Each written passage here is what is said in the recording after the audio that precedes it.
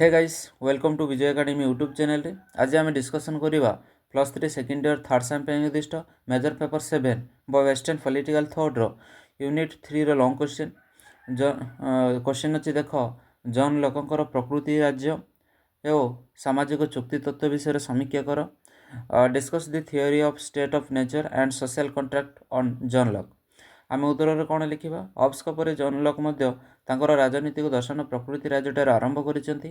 Hubs सहित lock यही कथार एकमत जे सभ्य समाज पूर्व मनुष्य प्रथम प्रकृति राज्य में बास करुला किंतु प्रकृति राज्य विषय जॉन लॉकंकर चिंताधारा हब्स चिंताधारा पृथक अटे। हब्स प्रकृति राज्य एक प्राक सामाजिक बा प्री सोशियल व्यवस्था सूचना देला बेले लोकंकर प्रकृति राज्य प्राक राजनैतिक बा फ्री पॉलिटिकल अवस्था को सूचाई थाए। हब्स प्रकृति राज्य मनुष्यर पशु भली जीवन यापन करुला कौन से आईन नथिबा फल जर जार मुलकतार माइट इज राइट नीति प्रचलित होता। व्यक्तिगत स्वार्थपाई क्षमतापाई मनुष्य मध्य संघर्ष लगी रोला किंतु लोकों मत प्रकृति संघर्ष प्रकृति राज्य में मनुष्य श्रृंखलित सुंदर सुखमय जीवन यापन करुला। मनुष्य मध्य शत्रुता नथिला कि संघर्ष लगी रोला बरं बंधुता पारस्परिक सहयोग मनोभाव मनुष्य मान मध्य दृष्टिगोचर होता। प्राकृतिक आईन प्रकृति राज्य कार्यकारी होता। मनुष्य अविवेकी नुहे बरं विवेकी और विचारवंत और शांतिपूर्ण भाव में प्रकृति राज्य जीवन यापन करुला किंतु प्रकृति राज्य केतगुड़ी असुविधा सेगुड़ी है। प्रथम हूँ आईन प्रणयन संस्थार अनुपस्थिति, द्वितीयटी हूँ आईन कार्यकारी करने कर्मचारी अनुपस्थिति, तृतीय हूँ आईन को व्याख्या करने कर्मकर्ता अनुपस्थिति। या थिला प्रकृति राज्यर केतगुड़िया असुविधा। यही सब असुविधा गुड़िक दूर करने मनुष्य अन्य सहित सामाजिक चुक्ति करथिला सोशल कॉन्ट्रैक्ट है सामाजिक चुक्ति से विषय टी देखीदेवा कौन कही ना प्रकृति राज्य मनुष्य सुखमय शांतिपूर्ण जीवन यापन करुला। तेरे प्रश्न उठे जे मनुष्य जदि प्रकृति राज्य सुखमय शांति थिला ताहले प्रकृति राज्य ए सुखमय परिवेश को परित्याग करी मनुष्य सामाजिक चुक्ति करने कहीं इच्छा प्रकाश कला।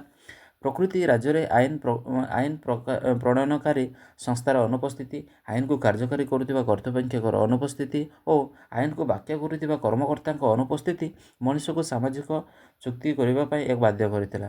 प्रकृति राज्य मनुष्य निज निज इच्छा अनुसार प्राकृतिक आईन को व्याख्या करुला। प्रत्येक मनुष्य अन्य आईन अवमानना दंड देवाक चाहूला फल एक निर्दिष्ट स्वीकृति प्राप्त आईन कार्यकारी संस्थार अनुपस्थिति द्वंद्व और अनिश्चितता देखा देउतिला। लोक मतरे मनुष्य जीवन धारण अधिकार स्वतंत्रता अधिकार संपत्तिगत अधिकार सुरक्षा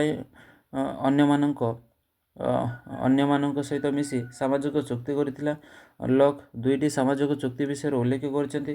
प्रथम चुक्ति सामाजिक जहाँकि मनुष्य निज निज मध्य करथिला। द्वितीय चुक्ति सरकार और सभ्य समाज मध्य संपन्न होता। हब्स को सामाजिक चुक्ति रे शासक और सार्वभौम कर्तृपक्ष चुक्तिर पक्षभुक्त नुहति किंतु लोकर सामाजिक चुक्ति रे सरकार चुक्तिर एक पक्षभुक्त अटंती।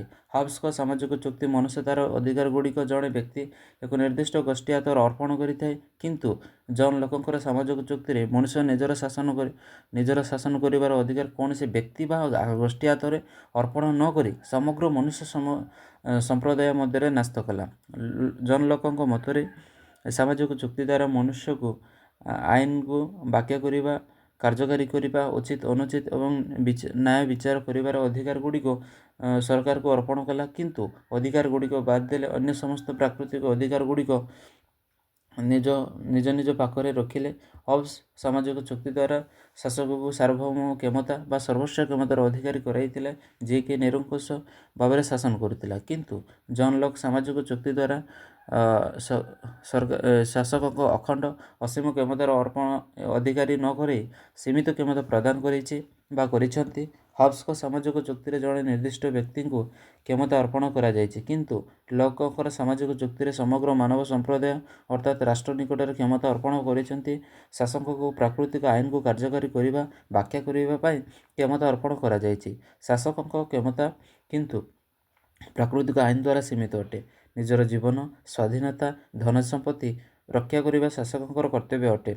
जनसाधारण मंगल सेमानकर इच्छा अनुसार सरकार गठित ଗଠିତ। ଯଦି ଶାସକ ଜନସାଧାରଣଙ୍କ ସ୍ୱାର୍ଥକୁ ସାଧନ କରିବା ପାଇଁ ବିଫଳ ହୁଏ, ଯେଉଁ ଉଦ୍ଦେଶ୍ୟକୁ ନେଇ ସରକାର ଗଠିତ ହୋଇଛି ସେହି ଉଦ୍ଦେଶ୍ୟ ସାଧିତ ନ ହେଲେ ଲୋକମାନେ ସରକାରକୁ ପ୍ରତିରୋଧ କରିପାରିବେ। ହବ୍ସଙ୍କ ମତରେ ସାର୍ବଭୌମ କର୍ତ୍ତୃପକ୍ଷ ନିର୍ଦ୍ଦେଶ ହିଁ ଆଇନ ଅଟେ। ଏହାକୁ ଅବମାନନା କରିବା ଅର୍ଥ ପ୍ରକୃତି ରାଜ୍ୟ ସେହି ଭୟଙ୍କର ପରିସ୍ଥିତି ପ୍ରତ୍ୟାବର୍ତ୍ତନ କରିବା। କିନ୍ତୁ ଲକଙ୍କର ସାମାଜିକ ଚୁକ୍ତି ଅପରିବର୍ତ୍ତନୀୟ ଅଟେ। ଥରେ ଚୁକ୍ତିବଦ୍ଧ ହେଲା ପରେ ମଣିଷ ଆଉ ପ୍ରକୃତି ରାଜ୍ୟକୁ ପରିବର୍ତ୍ତନ କରିବାର ସମ୍ଭାବନା ନାହିଁ। ଏବେ ଆମେ ଯଦି ଦେଖିବା କ୍ରିଟିସିଜିମ୍, ପ୍ରଥମ ପଏଣ୍ଟ ହେଉଛି ଲକଙ୍କ ମତରେ ପ୍ରକୃତି ରାଜ୍ୟ ମନୁଷ୍ୟ ତା'ର ସମ୍ପତ୍ତି ସୁରକ୍ଷା ପାଇଁ ସାମାଜିକ ଚୁକ୍ତି କରିଥିଲା। ଶାସକଙ୍କ କର୍ତ୍ତବ୍ୟ ଥିଲା ମଣିଷର ସମ୍ପତ୍ତିକୁ ରକ୍ଷା କରିବା।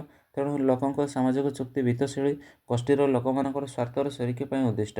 ଦ୍ୱିତୀୟଟି ହେଉଛି ହବ୍ସଙ୍କ ପରି ଲକ୍ ମଧ୍ୟ ମନୁଷ୍ୟର ପ୍ରକୃତିକୁ ଠିକ୍ ଭାବରେ ଉପଲବ୍ଧି କରିନାହାନ୍ତି।